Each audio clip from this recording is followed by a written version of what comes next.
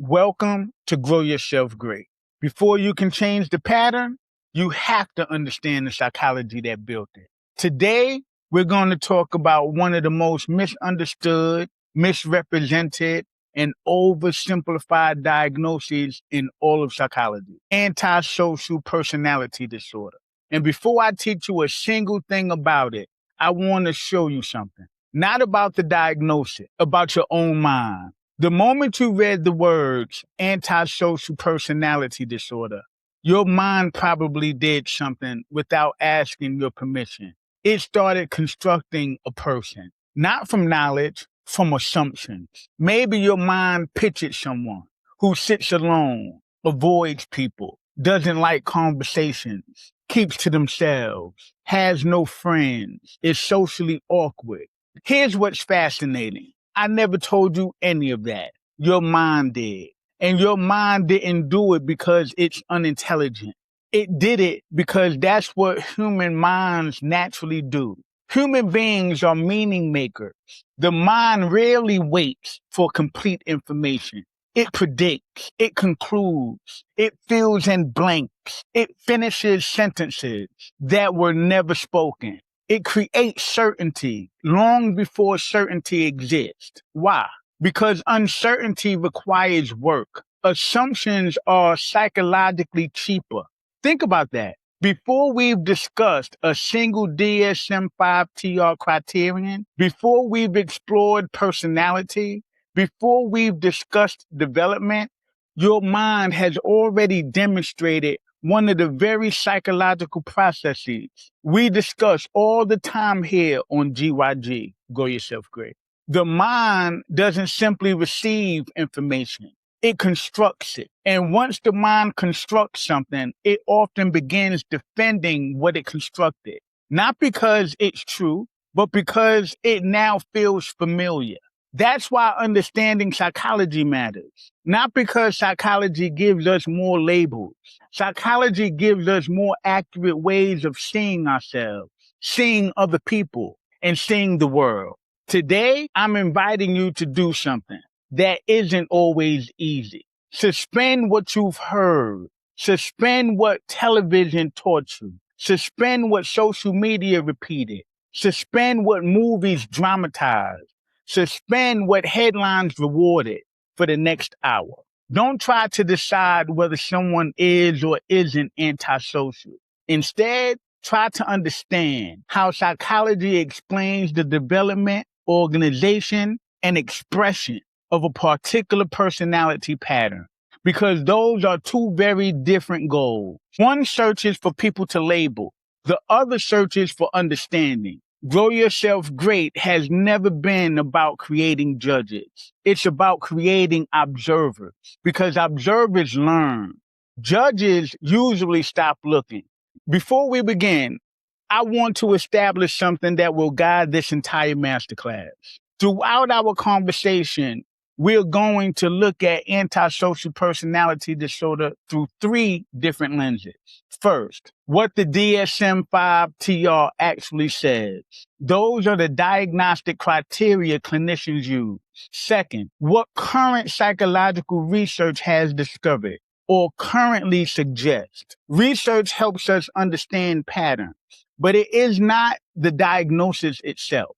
And third, I'll occasionally offer a psychological framework, a way of organizing those findings that may help them become more understandable. Those frameworks are not DSM criteria. They are not established diagnostic facts. They are ways of integrating what we know into a more coherent psychological picture.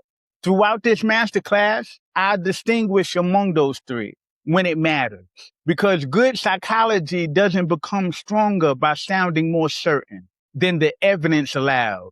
It becomes stronger by being honest about what we know, what research currently supports, and where thoughtful psychological interpretation begins. One more thing. Understanding is not the same thing as excusing. Explaining is not the same thing as endorsing. Understanding how a personality develops does not remove responsibility for behavior. A diagnosis is never permission. A diagnosis is never justification. A diagnosis helps us understand patterns so that assessment, intervention, accountability, and prevention can become more effective. Psychology seeks understanding. Society still determines responsibility. Those are different conversations. Throughout this masterclass, we're going to respect both. So let's begin with a different question. Not what is antisocial personality disorder? A deeper question. How does one human being come to experience other human beings differently than most people do? Because if we answer that question well, the diagnosis begins making sense. Let's start with the name, antisocial. It's one of the words that almost guarantees misunderstanding because psychology and everyday language don't always use the same dictionary. Ask someone, what does antisocial mean? Most people will probably say something like, they don't like people. They stay to themselves. They avoid conversation. They're quiet. They don't like social situations. Now ask yourself, where did those definitions come from? Not the DSM-5 TR, not clinical psychology. They came from culture, everyday conversations, movies, television, social media, repetition. Here's something worth thinking about. Words don't only carry definitions, they carry experiences. If someone says, I'm depressed, they may simply mean I'm discouraged, I'm disappointed, I'm having a difficult day. Clinical depression is something much more specific. The same thing happens here. Someone says, I'm antisocial. Most of the time, they're communicating, I don't really feel like being around people. That isn't what antisocial personality disorder means. Not even close. The DSM-5 TR isn't describing whether someone enjoys parties. It isn't measuring whether someone likes conversations. It isn't asking whether someone is introverted or extroverted. Those are entirely different conversations. The diagnosis is fundamentally concerned with a pervasive pattern of disregard for and violation of the rights of others. Don't rush past those words because every one of them matters. A pattern, not an isolated event. Pervasive, not one difficult season. Disregard, violation, rights. Psychology chose those words very carefully. Notice something. The diagnosis doesn't begin with violence. It doesn't begin with manipulation. It doesn't begin with crime. It begins with another person's rights. That alone should tell us something important. Now, here's where I want to move beyond simply reading the DSM. Current psychological research attempts to understand how a personality organization develops that repeatedly produces this pattern. The DSM tells us what clinicians observe. Research asks how those observations may become organized over time. And here's a psychological framework that I think helps organize everything that follows. Not as a diagnostic fact, not as a replacement for the DSM, but as a way of seeing the psychology holding the criteria together. What psychological value does another human being occupy inside this person's internal world? Sit with that question because I believe it quietly runs through every criterion that follows. Every healthy relationship contains an invisible recognition. You exist separately from me. Your thoughts matter. Your feelings matter. Your boundaries matter. Your dignity matters. Your autonomy matters. Your safety matters. Your rights matter. Most people never consciously say those words, but they often relate as though those assumptions already exist. Now imagine a different psychological organization, not someone who doesn't know other people have rights, someone who experiences those rights very differently. Now we're beginning to enter the psychological territory the DSM is describing. Notice what we haven't done. We haven't called anyone good. We haven't called anyone evil. Psychology isn't interested in those categories. Psychology asks a different question. How is this person's internal world organized? Because organization always precedes consistent behavior. If two buildings are constructed differently, they don't respond to the same storm the same way. If two personalities are organized differently, they don't experience other human beings the same way either. And that distinction may be one of the most important in this entire masterclass. Let's interrupt another assumption, one that quietly shapes how many people think about personality disorders. Most people believe personality is something someone is simply born with, almost like eye color. This is just who they are. They've always been this way. They were born like that. Psychology tells a much more interesting story. You weren't born with the personality. You were born with the capacity to develop one. Those are not the same thing. Think about an infant.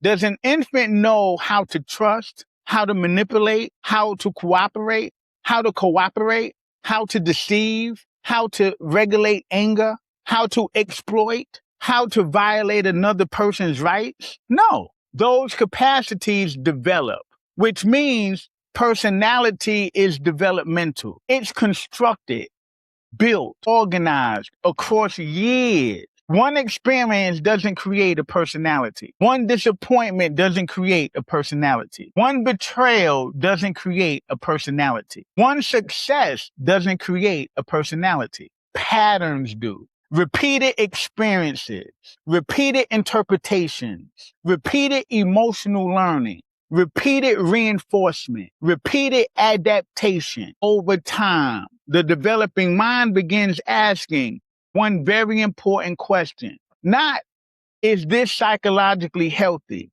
Not, is this morally right? Not, will this make me a well-adjusted adult someday? The developing mind asks, does this work? That's one of the most important tools in developmental psychology. Children don't primarily learn through instruction. They learn through experience. Parents say, tell the truth. School says, follow the rules. Society says, respect people. Those are instructions. Experience is education. The nervous system is constantly collecting evidence, not simply about the world, about survival, about control, about predictability, about getting needs met, about reducing distress, about repeated experience. Every repeated experience is teaching something. Sometimes it's teaching something adaptive. Sometimes it's teaching something that later creates significant impairment. The nervous system doesn't automatically distinguish between those two. It remembers what repeatedly works. That doesn't make every learned strategy healthy. It makes it. Now, I want to be very careful here because this distinction matters. Current research suggests that the development of antisocial personality disorder is influenced by multiple interacting factors: genetics, temperament, neurobiology, learning, relationships, environment, reinforcement, adverse childhood experiences, community influences, opportunity, accountability, protective factors, risk factors. There is no evidence that one single factor explains every individual who develops antisocial personality disorder. Trauma alone does not explain it. Genetics alone does not explain it. Parenting alone does not explain it. No serious clinician looks for one cause. Human development is almost always multifactorial. That's why good psychology requires humility. Whenever someone says, I know exactly why, be careful. Human beings rarely develop for only one reason. Now, here's the psychological framework. I want you to consider not as established fact, not as DSM language, but as one way of organizing what we're discussing. Imagine the developing mind standing in front of thousands of psychological decisions. Most of those decisions are never conscious. The developing mind is constantly asking, what protects me? What works? What reduces pain? What increases control? What gets my needs met? What helps me survive? Those questions shape development long before someone has words to ask them consciously. Now think specifically about antisocial personality disorder. Instead of asking what behavior produced the diagnosis, psychology becomes interested in another question. What repeated experiences organized this personality to repeatedly solve problems in these particular ways? Notice how specific that question is. Not what caused antisocial personality disorder, but what organized this personality toward this particular pattern. That keeps us close to the diagnosis rather than drifting into personality psychology in general.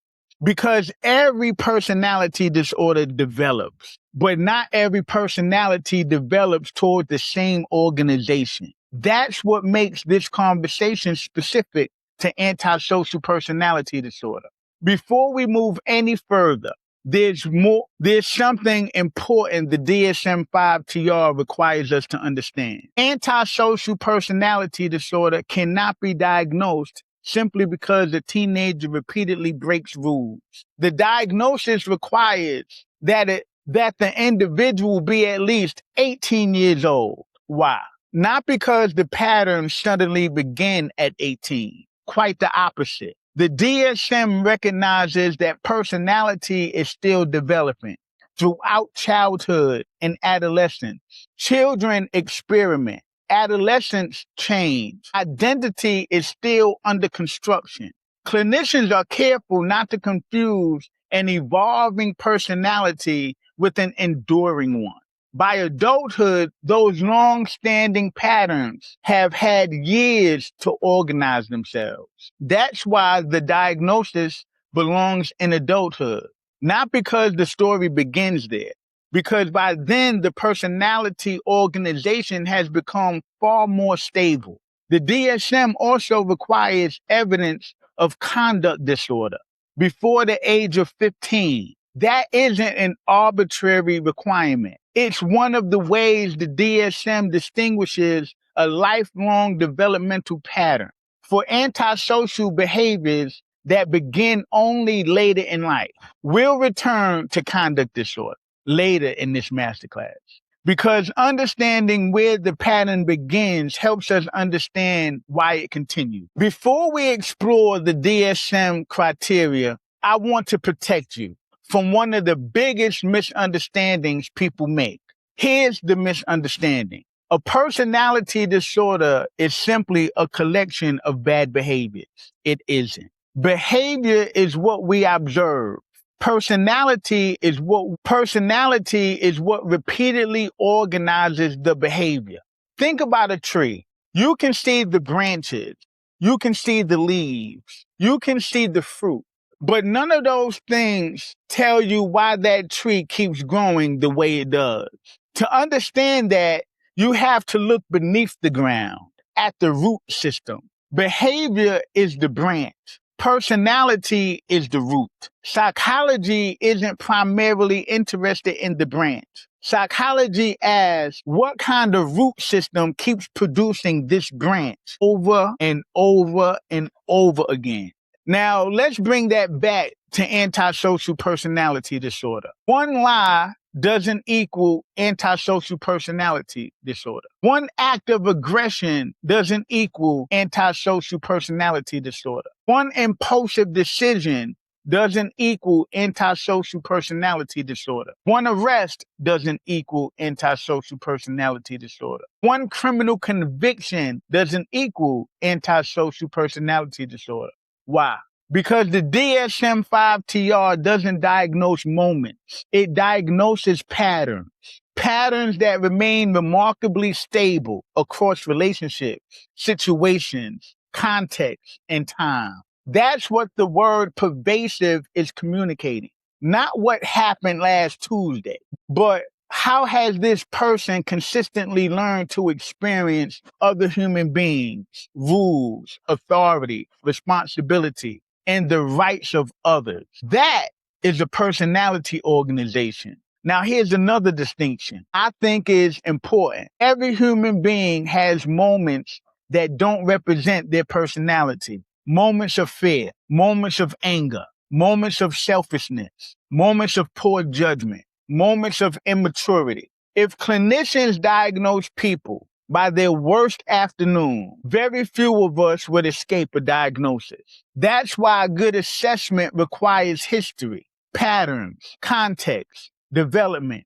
consistency. Psychology is always asking, what keeps recreating this outcome? Not merely what happened and here's where. Antisocial personality disorder becomes unique. The organizing pattern isn't simply impulsivity or aggression or deception or irresponsibility. Those are expressions. The deeper question becomes, how is another person's humanity being psychologically experienced? Because once you begin answering that question, the DSM criteria stop looking like unrelated symptoms. They begin looking like expressions of one organized personality pattern. Let me ask you something. Have you ever watched someone do something and immediately asked yourself, what were they thinking? Most of us have. Someone lies. Someone steals. Someone manipulates. Someone betrays. Someone commits fraud. Someone becomes physically aggressive. Someone repeatedly violates another person's boundaries. And our first question is usually, what were they thinking? Psychology asks something deeper. How have they learned to think? There's a profound difference because thoughts don't simply appear out of nowhere. Thoughts are produced by a mind that has been organizing itself for years. Imagine two architects. Give them the exact same empty lot, the same budget, the same materials, the same amount of time. One builds a church, the other builds a prison. The land wasn't different, the blueprint was. Now think psychologically. Behavior is the building. Personality is the blueprint. If you only study behavior, you're studying the finished building. Psychology wants to understand the blueprint that made that building increasingly likely. Notice I didn't say inevitable, likely. Human beings always retain the capacity to make choices. Patterns influence choices. They do not eliminate responsibility. That distinction matters. Now let's bring this back to antisocial personality disorder. The clinician isn't simply asking what happened. The clinician asks what pattern of perceiving, interpreting, valuing, relating, and solving problems keeps recreating similar outcomes. Because if the blueprint remains unchanged, the building usually does too. That's why lasting change is rarely produced by addressing behavior alone. You can trim the branches all day. If the root system remains untouched, new branches continue growing. Now, let me be clear. Understanding the blueprint does not excuse what the building contains. If a building is unsafe, it still has real consequences. If behavior causes harm, people remain responsible for that harm. Psychology isn't trying to remove accountability. Psychology is trying to understand what repeatedly produces the behavior. So intervention has somewhere meaningful to begin. That is one of the greatest differences between judgment and psychology. Judgment asks, who deserves blame? Psychology asks, what system keeps producing this outcome?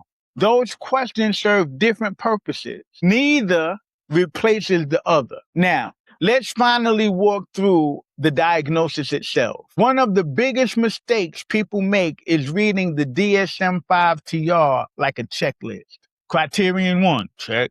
Criterion 2, check.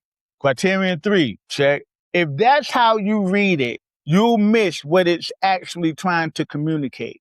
The DSM isn't simply listing behavior. It's describing an enduring psychological organization. Imagine reading the blueprint for a house. One page describes the foundation, another the plumbing, another the electrical system, another the roof.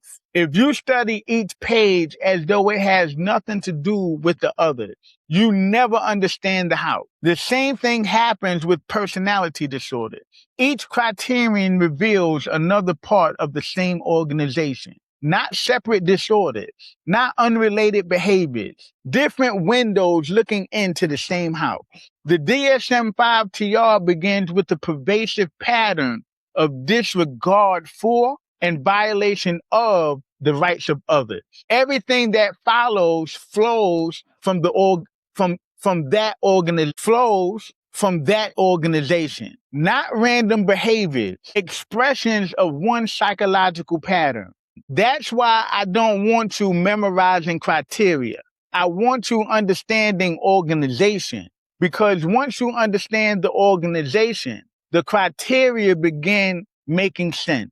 Without that, the diagnosis becomes a list. With it, the diagnosis becomes psychology. Now, before we move criterion by criterion, I want to ask one question that will guide everything that follows.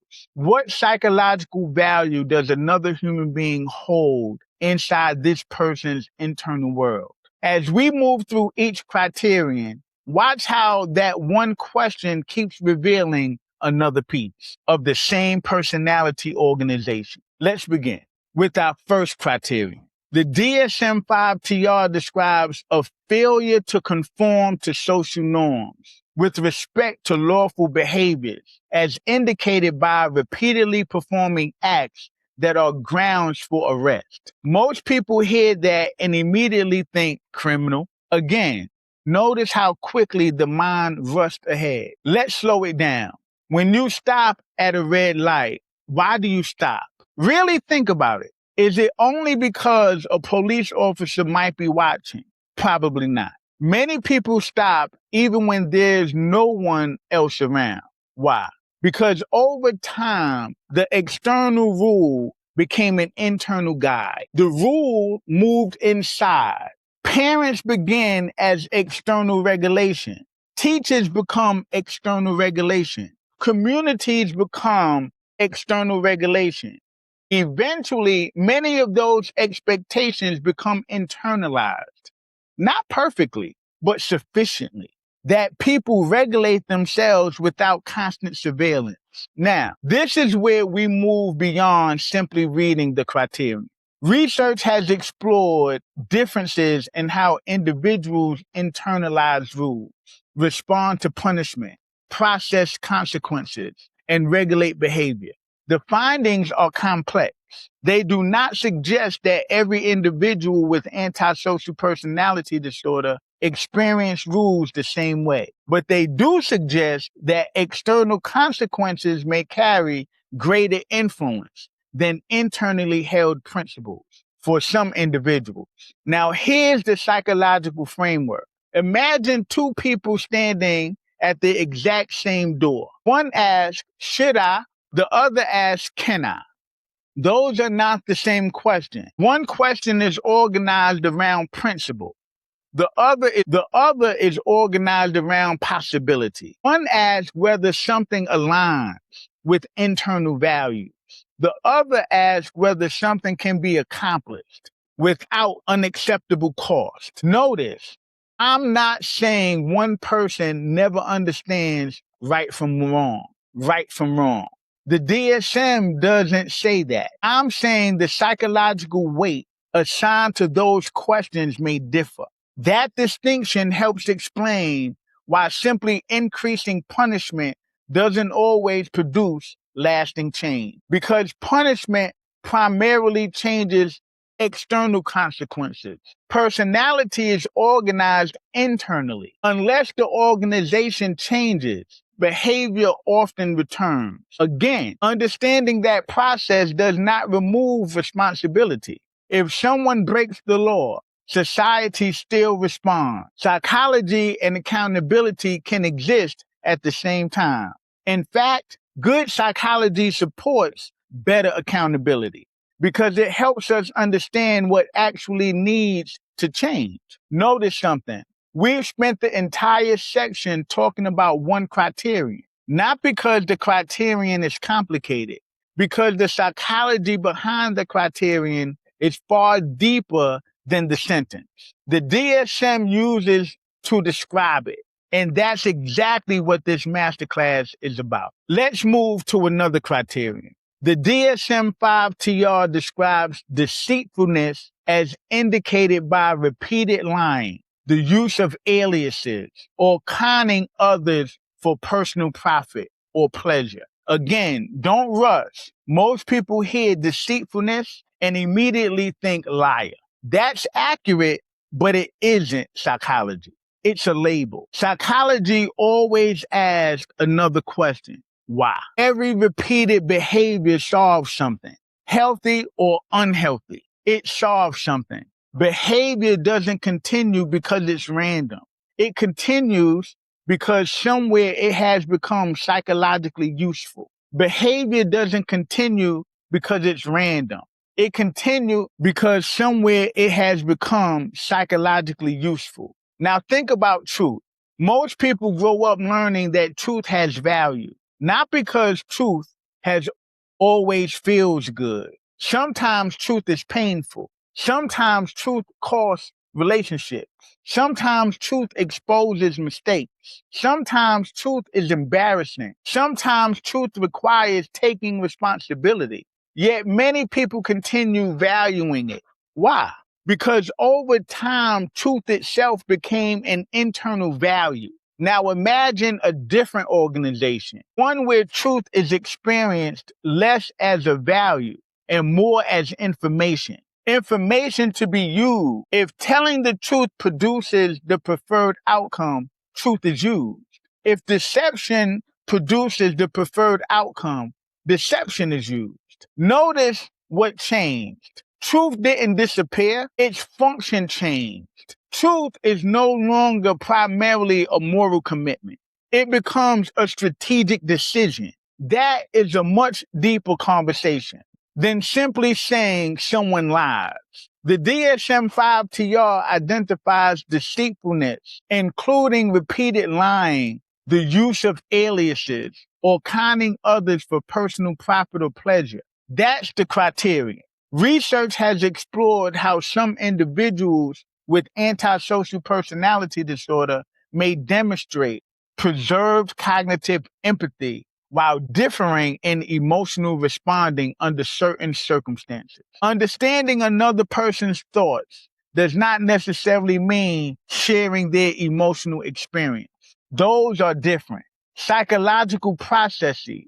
Research continues to explore how those processes interact. They should not be viewed as identical. Now, here's the framework I'd like you to consider. Imagine truth as a hammer. A hammer has no morality. A carpenter uses it to build. Someone else could use it to destroy. The hammer didn't change. Its purpose did. Information works similarly. Information has no morality. Its use determines its function. Now think psychologically. If another person's thoughts, feelings, hopes, or vulnerabilities are primarily experienced as useful information rather than experiences deserving protection, deception becomes easier to understand. Notice I didn't say acceptable. I didn't say inevitable. I said understandable. Understanding how a strategy develops never removes responsibility for choosing to use it. Every one of us has lied. Fear, embarrassment, conflict avoidance, protection, trauma, shame, social pressure. The behavior may look identical. The psychology often isn't. That's why clinicians never diagnose from one lie. They ask, what enduring organization keeps producing this strategy? That is a personality question, not merely a behavioral one. Let's continue. with another criterion. The DSM-5 TR describes impulsivity or failure to plan ahead. Most people hear impulsive and picture someone who simply doesn't think, someone who acts without using their brain. Psychology adds something deeper. What carries the greatest psychological weight? Imagine I place $100 on this table. You can have this right now, or you can wait and receive something much greater later. Most people recognize that waiting often has value. The future has psychological weight. Now imagine a psychological organization where tomorrow doesn't carry the same influence as today. The future hasn't disappeared. It simply doesn't feel as psychologically compelling. Immediate reward becomes louder than delayed consequence. Most of us have experienced a much smaller version of that. Maybe you've eaten something knowing it wasn't your healthiest choice. Maybe you've purchased something you knew you should not have. Maybe you've spoken before thinking. Every human being has experienced moments when the present became louder than the future. The difference isn't whether it happens. The difference is how consistently it organizes decision making. Research has explored differences in reward sensitivity, decision making, delay discounting, and behavioral inhibition among some individuals with antisocial personality disorder. The findings are meaningful, but not absolute. Not every individual demonstrates the same profile. Human beings remain far more complex than one mechanism. Now, here's the psychological framework. Imagine two voices inside the mind. One voice says, what feels best right now? The other asks, what creates the strongest future?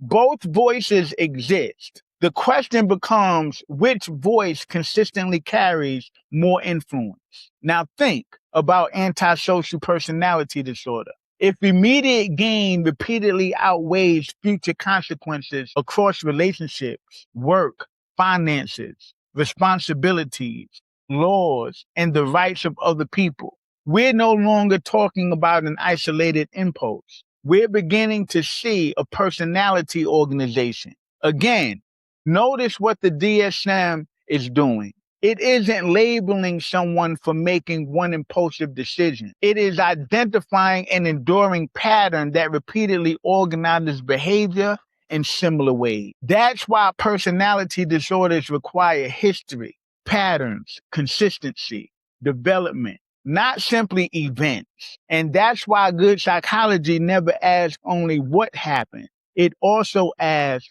what psychological system keeps making this outcome more likely. That question will continue guiding us through every criterion. Let's move to another criterion.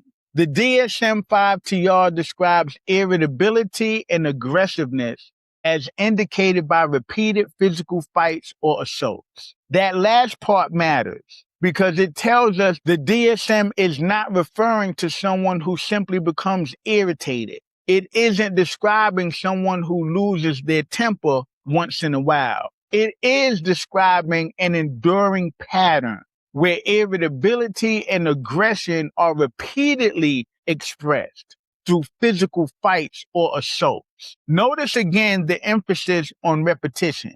Not one fight, not one regrettable moment, not one bad decision, a pervasive developmental pattern. Now, once we understand what the DSM is actually describing, psychology can ask a deeper question. Most people immediately picture someone screaming, throwing punches, breaking things, losing control. Sometimes aggression looks exactly like that. Sometimes it doesn't. One of the greatest mistakes we make is believing that aggression has a particular value. It doesn't. Aggression doesn't have to yell. Aggression can whisper. Aggression can smile. Aggression can wear a business suit. Aggression can sound calm, professional, and completely composed. Because aggression isn't defined by value. It's defined by what it repeatedly accomplishes. Now let's slow down. What is aggression trying to do? Psychologically, aggression is often attempting to move another human being toward submission, toward compliance, toward fear, toward retreat, toward surrender, toward silence, toward giving up their boundary. Now notice what just happened. We've stopped asking, what does aggression look like? We are asking, what function does aggression serve? Psychology always becomes more interesting when we ask about function rather than appearance. The DSM-TR doesn't simply describe anger. It describes repeated irritability and aggressiveness as indicated by repeated physical fights or assault. Notice once again the emphasis on pattern, not one argument, not one fight, not one regrettable decision, a pervasive, enduring pattern. Research suggests that aggression is not one thing. There are different forms. Reactive aggression, more impulsive, often occurring in response to perceived threat or frustration. Proactive aggression, more planned, more instrumental, used to obtain a desired outcome. Those categories help researchers study aggression. They are not DSM criteria for antisocial personality disorder. Now, here's the psychological framework. Imagine two people standing at the same locked door. One begins asking, how do I solve this problem? The other asks, how do I move the person standing in my way? Notice the difference. One remains problem focused. The other becomes increasingly person focused. If intimidation, fear, or force have repeatedly become effective strategies, the nervous system learns something. Again, not this is morally right, simply this works. Remember what we discussed earlier? The developing mind doesn't practice morality first. It practices what repeatedly works. Now think about intimidation. No yelling, no profanity, no physical violence. Simply creating enough psychological pressure that another person abandons their own boundary. That's aggression. Think about coercion, creating enough discomfort that another person says yes when they originally meant no. That's aggression. Think about threats. Think about using fear as leverage. Again, psychology is interested in function, not appearance, because appearances can deceive us. Some of the loudest people pose very little danger. Some of the quietest people can repeatedly violate another person's rights. That's why clinicians never diagnose based upon style alone. They ask, what is the behavior consistently accomplishing? Because behavior always serves a function. Let's continue with another criterion. The DSM-5-TR describes reckless disregard for the safety of self or others. Slow down. Because this criterion is often misunderstood. The DSM isn't describing someone who occasionally takes a risk. Every human being takes risks. Some risks are healthy. Some risks help us grow. Some risks are necessary. The criterion describes an enduring pattern where safety repeatedly carries less psychological weight than it does for most people. Think about how often the average person automatically considers questions like these. What if someone gets hurt?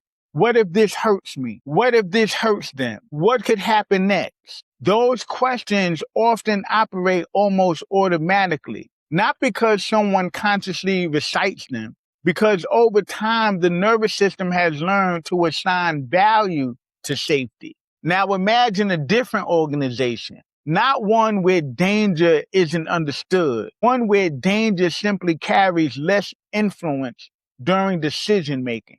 The immediate objective becomes louder than the potential harm. Now notice how closely this criterion connects to the ones we've already discussed. If immediate reward consistently outweighs future consequences, then another person's safety may also carry less psychological weight. Not because the person cannot describe what safety is, but because its influence on behavior may differ.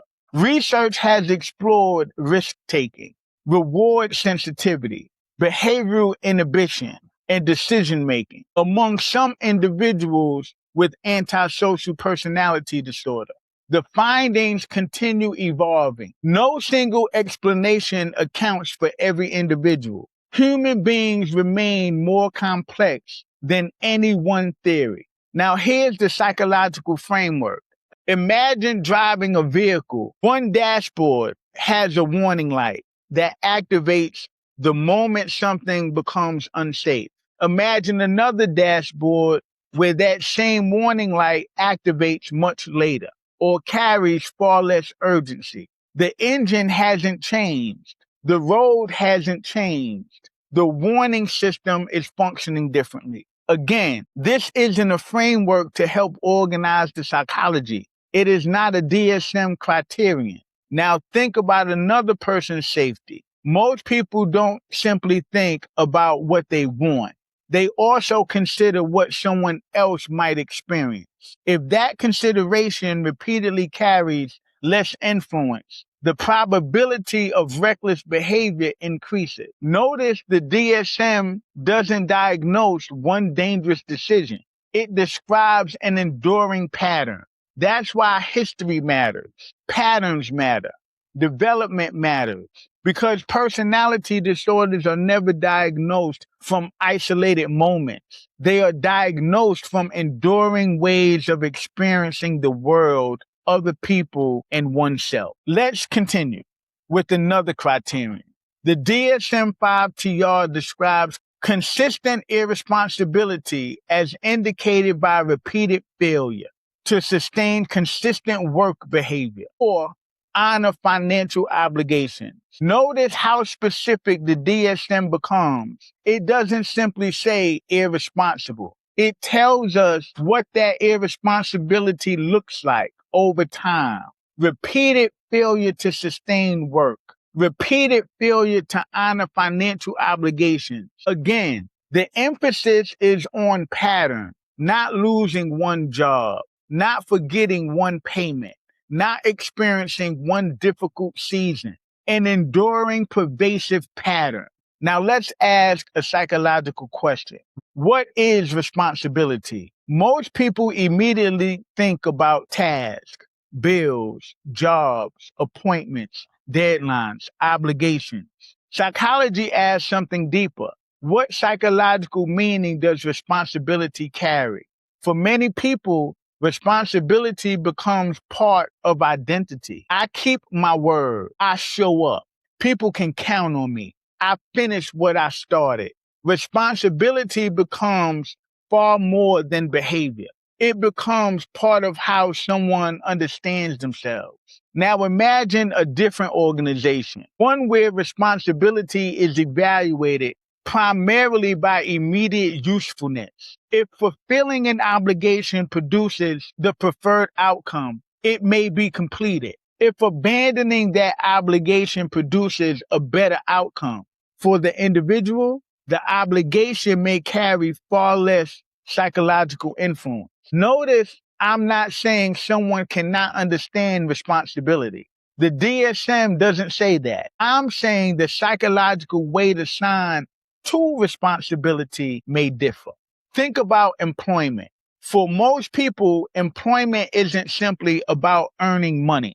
It is also about reliability, predictability, showing up. When you said you would, contributing to something larger than yourself. Now think about financial obligations. Most people don't pay bills simply because someone reminds them. Over time, those obligations become internalized.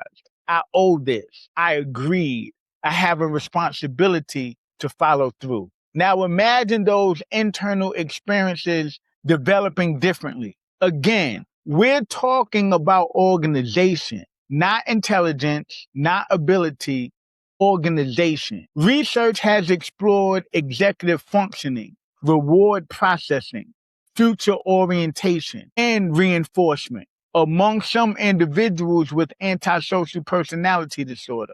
The findings continue evolving. No single theory fully explains every individual. Human development remains multifactorial. Now, here's the psychological framework. Imagine building a bridge. Every beam supports another beam. Remove enough supports, and eventually the bridge can no longer carry its intended load. Responsibilities work similarly. Each one supports another. Employment, finances, relationships, promises, commitments, reliability. Over time, those repeated acts create a stable life. If those supports repeatedly collapse, the consequences extend far beyond one missed obligation. They affect relationships, communities, families, employers, and often the individual themselves. Again, the DSM isn't diagnosing one unpaid bill, one missed shift, one broken promise. It's identifying an enduring pattern that repeatedly organizes behavior in similar ways. That's why clinicians look for history, consistency, development, not isolated events. I want you to think about something. Have you ever noticed that many children don't stop doing something because it's wrong? They stop because someone walked into the room. That's normal development. Children begin regulating themselves through external consequences. Eventually, something remarkable happens.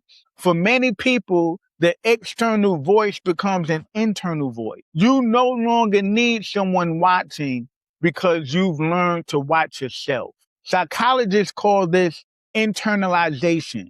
The rules move inside. Now imagine that process developing differently. Imagine that consequences continue carrying greater psychological weight than conscience. Notice I'm choosing those words carefully. Conscience and consequences are not the same thing. Someone can avoid a behavior because it feels wrong. Someone else can avoid the exact same behavior because getting caught would be inconvenient.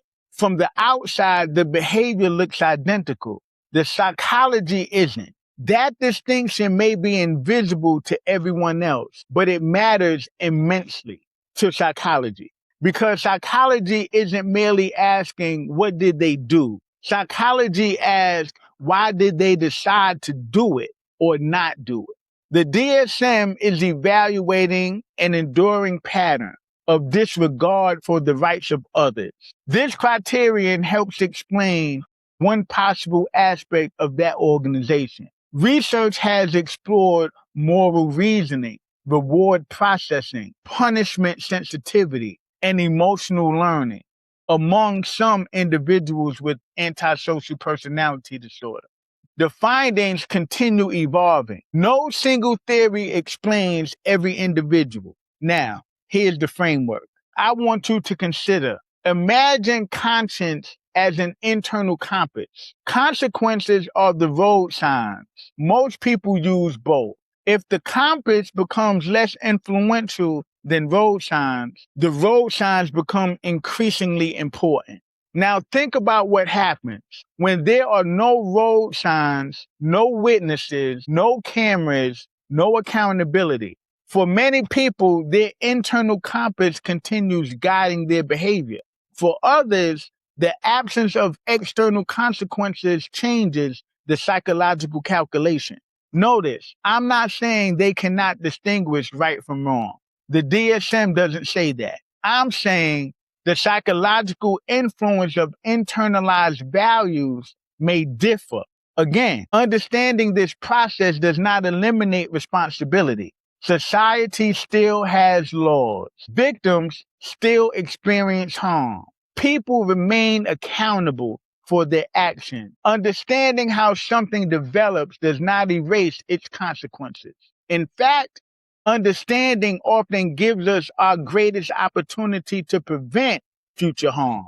That's why psychology studies development, not to excuse, to understand.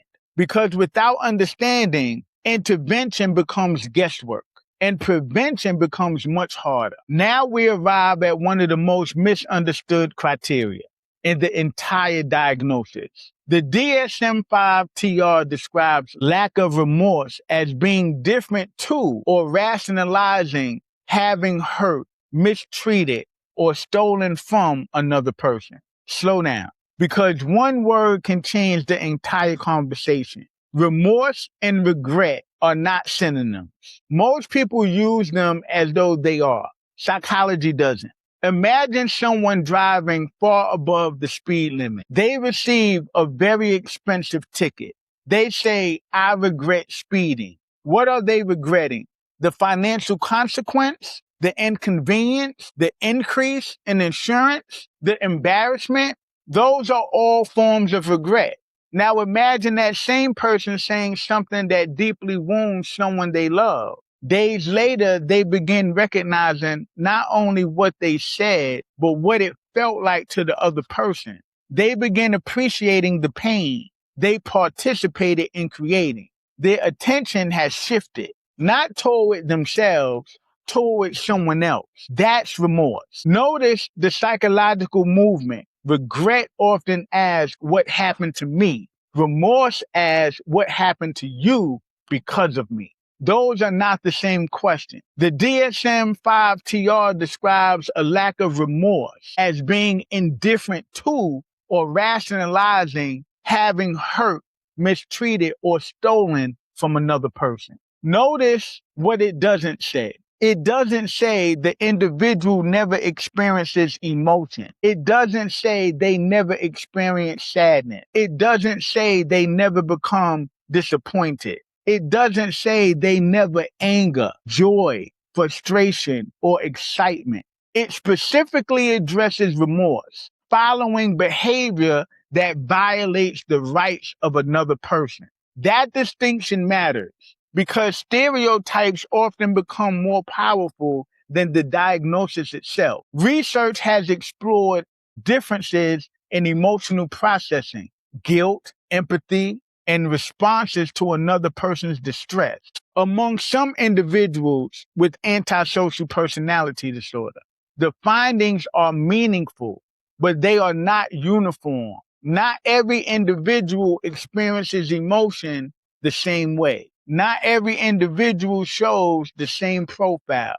Good psychology always leaves room for individual variation. Now, here's the framework I'd like you to consider. Imagine standing in front of two mirrors. One mirror reflects your own experience. The other reflects another person's. Most people move between both mirrors. Sometimes they become focused on themselves. Sometimes their attention shifts toward another human being. Remorse requires that second mirror.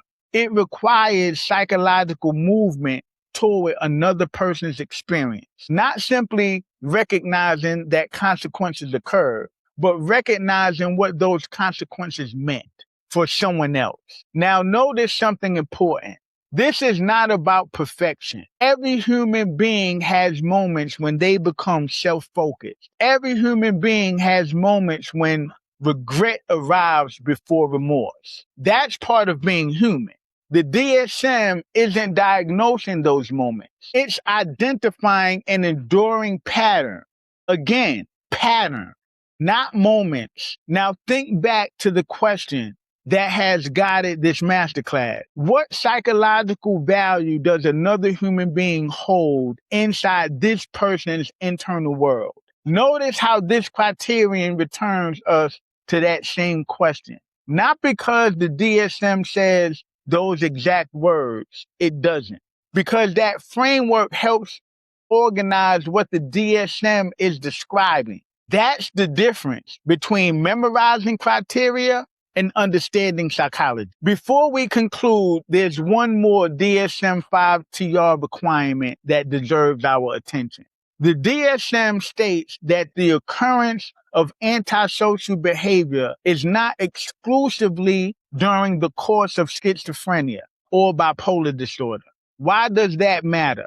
Because behavior never tells the entire story. Two people may commit the exact same act. The behavior can look identical. The psychology may be completely different. Imagine someone during a manic episode. Judgment can be impaired. Impulsivity can increase. Risk taking can increase. Illegal behavior can occur. Now imagine someone experiencing psychosis, delusions, hallucinations, a profound break from reality. Behavior may become dangerous, disorganized, or antisocial. Again, the behavior may look similar, but psychology always asks another question. What is producing the behavior? Is it an enduring personality organization, or is it part of an episode of another disorder? That's why good clinicians don't diagnose too quickly. They gather history, patterns, development, collateral information. They determine whether the pattern has remained across time, across settings, across relationships, across circumstances. The DSM requires that antisocial behavior not be explained solely by schizophrenia or bipolar disorder. Why? Because personality disorders describe enduring ways of perceiving, thinking, feeling, relating, and behaving. Episodes come and go. Personality organization is far more stable. That distinction protects people from receiving the wrong diagnosis. It also reminds us that good assessment isn't about checking boxes. It's about understanding the person. Before we finish, I want to pause because something important needs to be said. One of the dangers of learning about any diagnosis is forgetting there is still a human being. The diagnosis is not the person. The diagnosis describes a clinically significant pattern.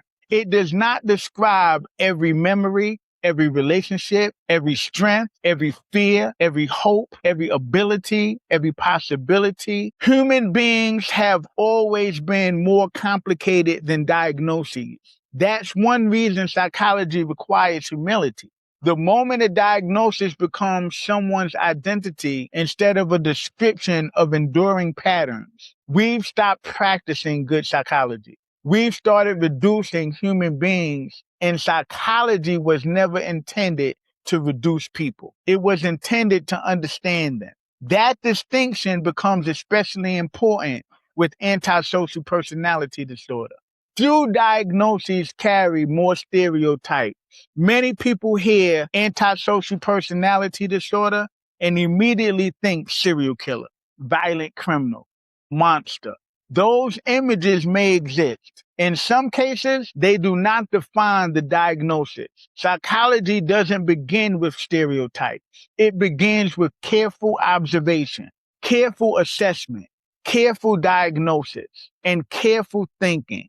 Because once we stop seeing the person, we stop practicing psychology. We begin practicing assumption, and assumptions have never been a substitute for understanding. Understanding your psychology matters. It helps you understand the patterns shaping your life, whether those patterns are adaptive or maladaptive, recognized or invisible. They influence how you think, how you feel, how you relate, and how you move through the world. Psychology doesn't exist to reduce people to labels. It exists to increase understanding, because understanding creates opportunities for better assessment, better intervention, better prevention, and better decisions. Understand clearly, integrate deeply, grow yourself great.